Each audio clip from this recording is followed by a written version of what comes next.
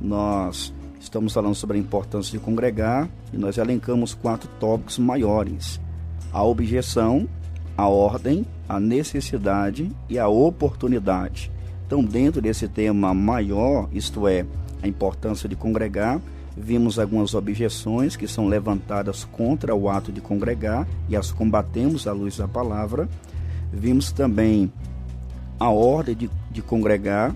Vimos que congregar é mandamental, é imperioso, que nos compete a obedecer em amor. Estudamos sobre a necessidade de congregar. Estamos agora nos concentrando na oportunidade de congregar. Isso mesmo, congregar perfaz aí, configura justamente uma oportunidade maravilhosa. Até porque, à luz da Bíblia, nós temos algumas ordens e orientações que só podem ser vivenciadas no contexto da igreja. A Bíblia vai dizer, por exemplo, que nós devemos perdoar, suportar uns aos outros, e isso é viável no contexto da igreja local. Vimos ontem que congregar constitui uma oportunidade para a comunhão cristã. Isto mesmo. É inviável um cristão ele ter comunhão real com os seus amados na fé a parte deles. Sim, é verdade que a distância geográfica não pode atenuar, minimizar a comunhão de um cristão com outro. No entanto, o que nós aprendemos à luz do Novo Testamento, diga-se de passagem, é um convívio de corpo presente, pessoalmente, de forma presencial. Nós atentamos aqui para textos como 1 Coríntios 1:10, Atos 2:42, aquele salmo da comunhão que eu acredito que você em casa sabe muito bem, Salmo 133, verso 1, ó quão bom e quão suave é que os irmãos vivam em união. Então nós dissemos aqui que a comunhão cristã não é apenas para ser pensada e falada, é para ser vivenciada. O texto diz que vivam em união. E nós demos uma dica de ouro aqui, uma maneira prática com a qual você pode expressar a comunhão cristã é cumprimentando os seus irmãos na fé com um aperto de mão, com um abraço, seja antes do culto ou depois do culto, ou nos dois momentos. Então hoje veremos ainda esse tópico, a oportunidade de congregar, e veremos que congregar é oportuno para a expressão do serviço cristão. É justamente isso que você acabou de ouvir. Biblicamente falando, o povo de Deus deve ser um povo operoso, ativo no serviço. E o serviço que a Bíblia nos ensina se dá também no contexto da igreja local. A priori, eu quero dizer para você que me ouve agora, que nós cristãos devemos amar. Por que eu faço questão de começar por aqui? Porque o serviço cristão expresso, inclusive, do contexto da igreja local, é um serviço banhado de amor. A esfera é o amor. O Senhor Jesus, o nosso Redentor, no Evangelho segundo João, capítulo 13, versículos 34 e 35, diz o seguinte: um novo mandamento vos dou, que vos ameis uns aos outros, como eu vos amei a vós, que também vós uns aos outros vos ameis. Nisto todos conhecerão que sois meus discípulos, se vos amardes uns aos outros. Esse texto, meu prezado ouvinte, é oportuno porque ele salienta o amor cristão. Uma marca distintiva na vida de um cristão é o amor. Então, o cristão ele pode ser conhecido pelo seu caráter, pela sua forma decorosa de se vestir, de falar, mas o que vai marcar mesmo a sua vida como cidadão do reino é o amor.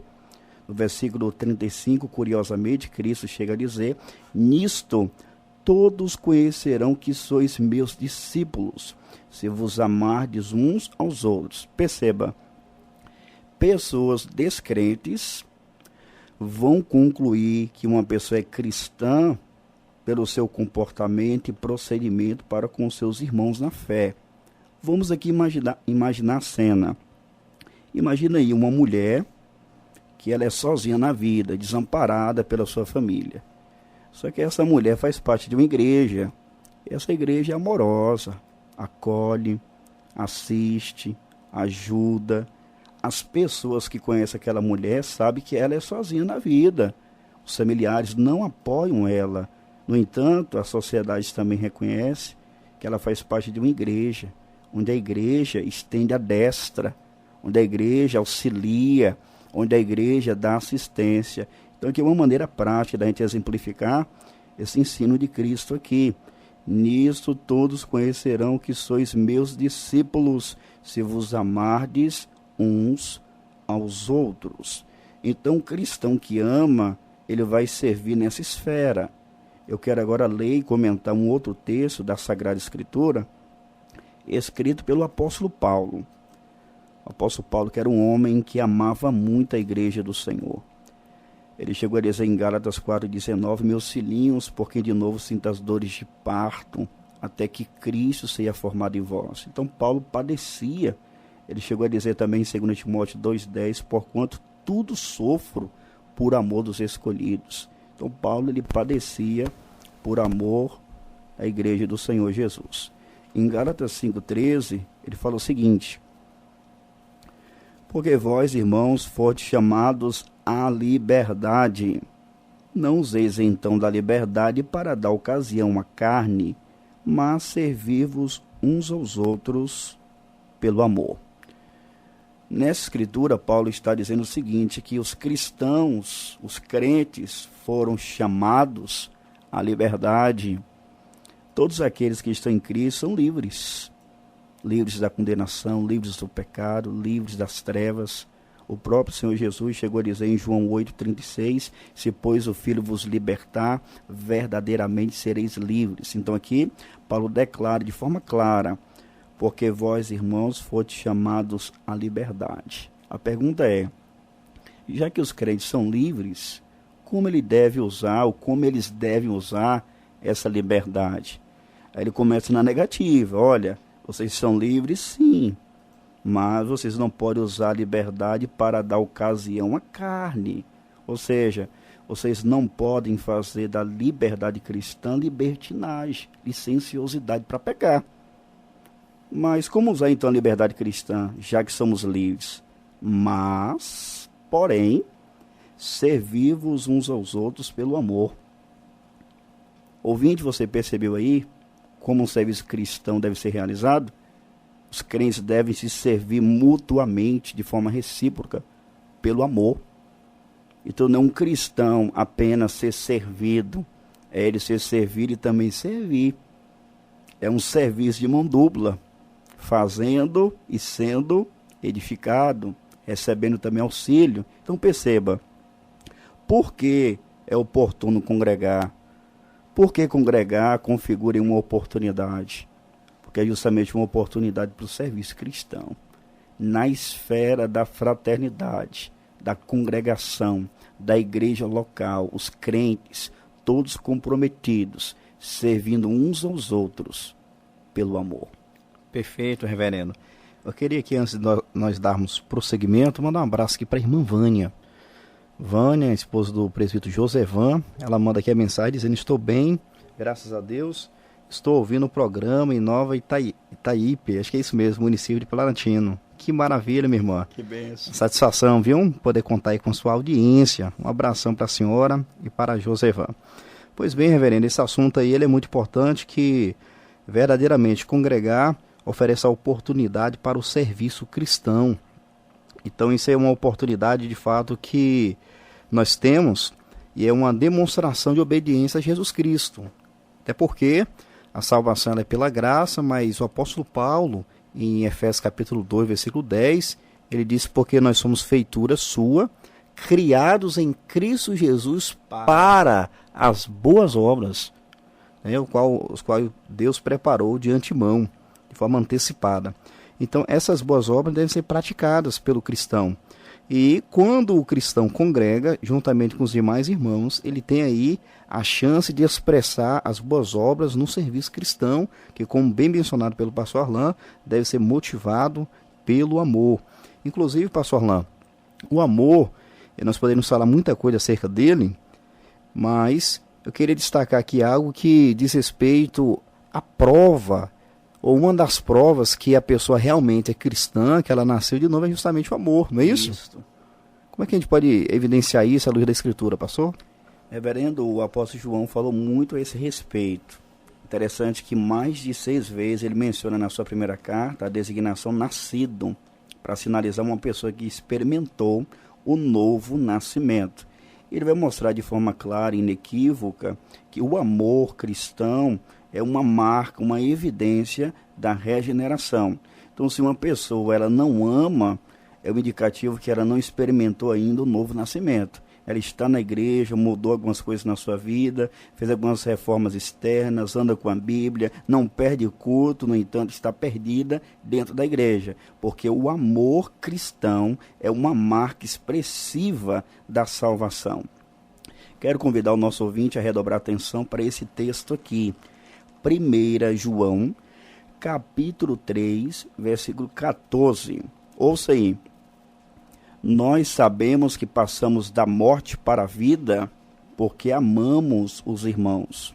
Quem não ama seu irmão permanece na morte. Que texto, hein? A pergunta é, como eu posso saber se eu passei da morte para a vida, se eu fui salvo? A João diz, nós sabemos. Como o Senhor diz, é um saber matemático. 1 mais 1 é igual a 2. Sim, preciso, É preciso, exato. Nós sabemos. É algo concreto, que passamos da morte para a vida. Por quê? Porque amamos os irmãos. Então, quando nós olhamos para a nossa própria vida e nos certificamos que nós amamos, é um bom indício. Porque nós sabemos que passamos da morte para a vida justamente porque amamos os nossos irmãos na fé. Aí João diz, quem não ama seu irmão permanece na morte. Ou seja, quem não ama os seus irmãos na fé, não nasceu de novo, está em trevas. Veja ainda o versículo 15. Qualquer que aborrece, isto é, odeia seu irmão, é homicida. E vós sabeis que nenhum homicida tem permanente nele a vida eterna. O que João está dizendo aqui? Qualquer que odeia seu irmão é assassino. O equivalente moral do assassinato é o ódio. Então, se a pessoa odeia, aborrece, ela é homicida. E vós sabeis que nenhum homicida tem permanente nele a vida eterna. Nessas alturas, pastor Arne, fica aquela grande indagação. Será que o nosso ouvinte que nos ouve agora, que está na igreja, ama os seus irmãos na fé? Porque se não amar, é homicida. Deus pesa na balança não apenas o ato, o assassinato físico, mas a intenção do coração. Exatamente. Então, se a pessoa odeia, aborrece, não, meu sangue não bateu com de fulano de tal, isso não existe na fé. Isso aí pode existir lá no mundo, lá fora. No cristianismo bíblico, não. O cristão, ele ama. Ele não precisa ter afeição, até porque a palavra grega no Novo Testamento que aparece para se referir ao amor do cristão para com o outro, são 2 palavras, só que trazem a mesma conotação, que é um amor doador, sacrificial. O mesmo amor do marido para com a mulher. Então não depende necessariamente de um sentimento, de uma emoção. Eu estou arrepiado e te amo. Não. Você toma uma atitude consagrada, expressa o amor. O amor deve ser evidenciado. Então por aqui, pessoal, a gente percebe a importância do amor. O amor é uma evidência da salvação. O senhor quer ler mais aí para a gente? Mais algum texto? Sim, mestre. O senhor falando aí sobre essa questão de pessoas confundirem o que significa o amor e limitá-lo a apenas sentimentos, afeições, é realmente algo perigoso. Me lembrei daquela citação de John Mackay. Ele foi presidente do seminário de Princeton e ele chegou a dizer que uma das principais diversões do diabo é esvaziar os significados das palavras do cristianismo. O que ele quis dizer com isso? Que o inimigo ele faz de tudo para fazer as palavras cristãs serem desgastadas. Então, quando você fala de amor, a pessoa às vezes pensa no amor platônico romântico, a pessoa pensa no amor mais meloso. A gente não está dizendo com isso que o amor não vai envolver os sentimentos ou não pode envolvê-los. Não.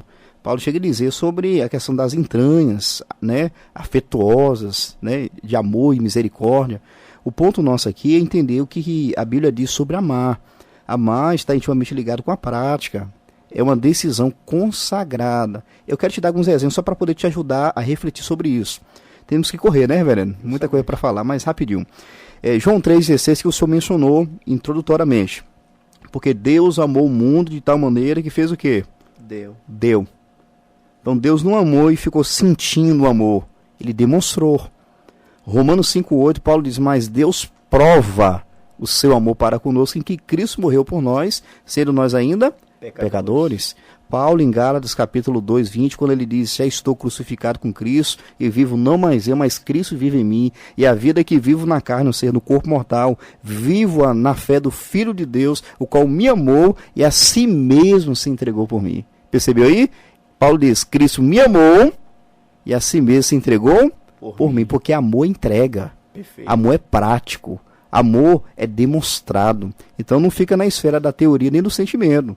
É algo que a pessoa demonstra na prática. Inclusive, 1 João, aproveitando aqui que nós estamos nessa maravilhosa carta, ele vai tratar algumas passagens sobre isso. Eu não sei se o senhor tem intenção de ler, mas já antecipo aqui. 1 João capítulo 3, olha que interessante, versículo 16 até o versículo 18. Ele diz assim, conhecemos o amor nisto. Alguém poderia perguntar, como podemos conhecer o amor? Aí João explica que ele, Jesus, deu a sua vida por nós. E nós devemos dar vida pelos irmãos. É claro que dar a vida aqui como Cristo deu não é na mesma dimensão. É porque o sacrifício de Cristo ele foi vicário, substitutivo, e ele satisfez a justiça de Deus. O ponto aqui de João é mostrar que assim como o amor, nós conhecemos o amor no fato de que Cristo deu a vida por nós, nós também devemos dar a vida pelos irmãos em termos justamente de serviço. Servir. Ajudar. A gente vai poder desenvolver nesse instante isso, não é, mestre? Mas me permita aqui finalizar a leitura, 17 e 18. Quem, pois, estiver bens do mundo e vendo o teu irmão necessitado, lhe cerrar o seu coração, como estará nele o amor de Deus? Nós iremos retomar esse tópico, né, mestre? Que é uma das maneiras práticas de serviço. Mas olha o versículo 18 para fechar aqui. Meus filhinhos, não amemos de palavra nem de língua, mas por obra e em verdade. Ou seja, o amor é prático. Perfeito. Então, congregar configura uma oportunidade para você servir a igreja, servir os seus irmãos na fé. Agora nós entraremos a ver algumas dicas práticas de como nós podemos servir os irmãos na esfera da igreja, inclusive do culto.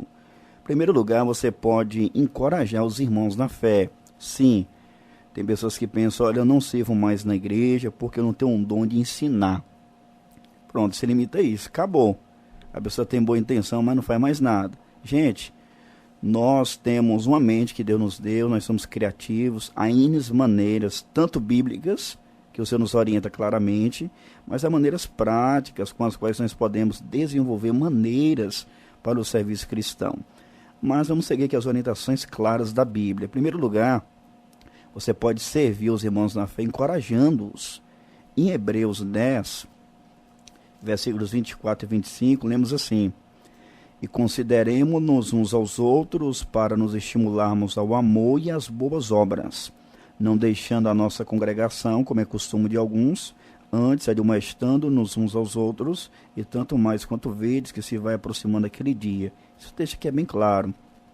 E consideremo-nos uns aos outros. O que significa considerar aqui? É notar. Então os crentes estão na esfera do culto, pós-culto, eles devem notar uns aos outros. Possa ser que você perceba, ao notar os irmãos, eles estão abatidos, cabisbaixos, tristes. Então é necessária essa sensibilidade, essa percepção aguçada. Os crentes devem notar uns aos outros. Para quê? Para nos estimularmos ao amor e às boas obras. Aí ele vai no 25. Não deixando a nossa congregação, como é costume de alguns, antes. Ou seja, ao invés de deixar de congregar, antes, admoestando-nos uns aos outros.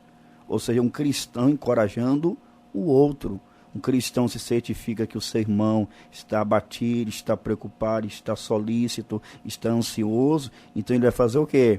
Ele vai emitir um encorajamento para ele. O irmão, percebi que você está um pouco abatido. Posso servir de alguma maneira, irmão? Maravilha. Eu quero te dizer que você não está sozinho não, viu? Pode contar com as minhas orações, com a minha prontidão. Nós somos uma família. Perfeito. Até se a pessoa naquele momento, pastor, não quiser abrir o coração, como ela se sente encorajada, não é mesmo? Sim. Eu não estou só. Eu tenho uma família na fé que pode me ajudar, que pode contribuir comigo. Ou seja, uma maneira prática de servir encorajando os irmãos. Outra maneira é servir em suas necessidades. Então, se você conhece um irmão na fé que está passando por privação, por necessidade, e você pode ajudar, o que você deve fazer? Você deve não encerrar a sua entranha, o seu coração. Você deve estender a destra. Você deve dividir o pão. Você deve ajudar. Esse texto que o pastor Ali já leu, em 1 João 3, é do 16 ao 18, é claro esse respeito. Então, assim como Cristo demonstrou o seu amor por nós, nós também devemos dar vida pelos irmãos em termos de serviço e cuidado. Ou seja, se você tem bens dessa vida e vê um irmão seu passando privação, necessidade, você vai suprir as suas carências. É uma maneira prática de você servir. Uma outra maneira, servir em seus sofrimentos. É aquele mesmo contexto de Hebreus, por exemplo. Notar, consideremos-nos uns aos outros. Ou seja, um cristão notando seus irmãos na fé.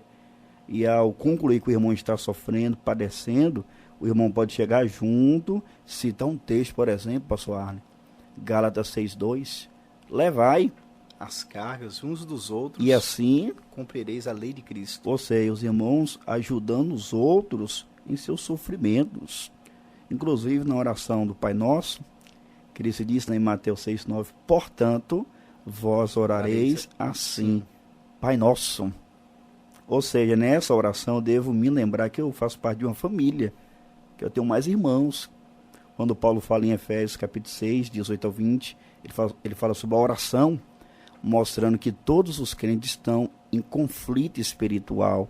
Devemos orar uns pelos outros. Em Mateus 6, a partir do versículo 11 até o 13, Cristo vai mostrar o caráter coletivo da oração.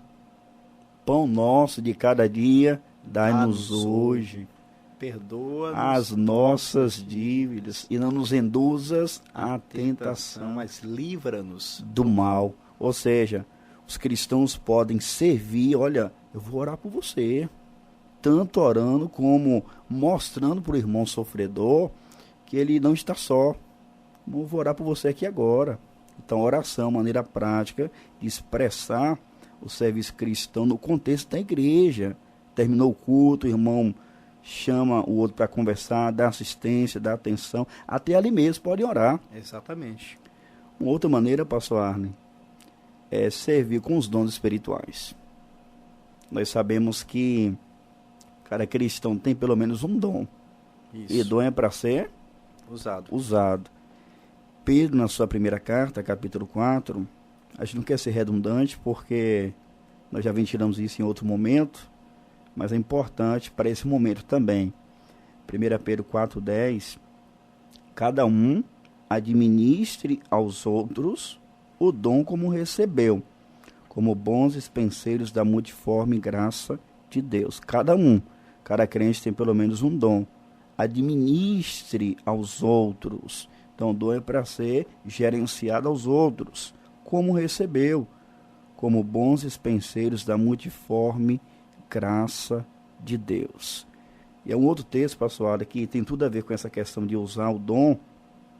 Nós pregamos em dado momento na congregação, Efésios capítulo 4, especificamente o versículo 16.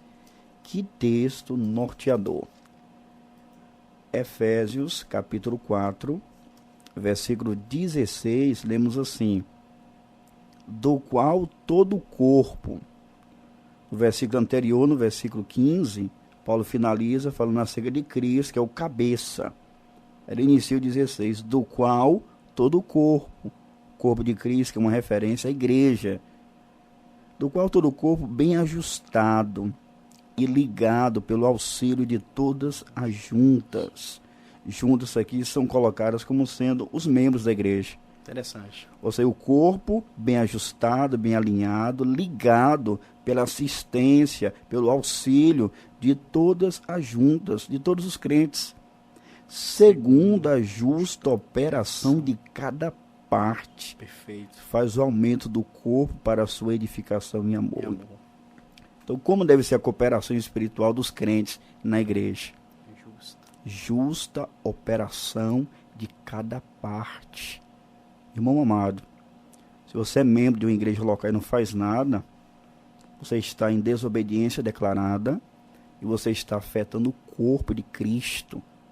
Quando o membro da igreja deixa de fazer o que lhe compete, ele afeta o corpo. Um membro afeta o corpo. Nós temos em nosso pé um dedinho pequeno. Aí só se lembrou agora porque a gente vai ilustrar, né? Mas quando ele bate na quina, meu amigo, você sente. Afeta todo o corpo. Então aqui é um exemplo prático. Quando o cristão deixa de fazer o que compete a ele, ele afeta os demais membros do corpo. Então o cristão deve contribuir com uma justa operação. Tem cristão que quer fazer demais. Quer colocar a mão, né? O chapéu tem uma frase antiga. É querer ir além, né? E querer ir além. Já tem outros que ficam aquém. Só que Paulo fala, justa operação de cada parte. Não queira fazer além das suas forças.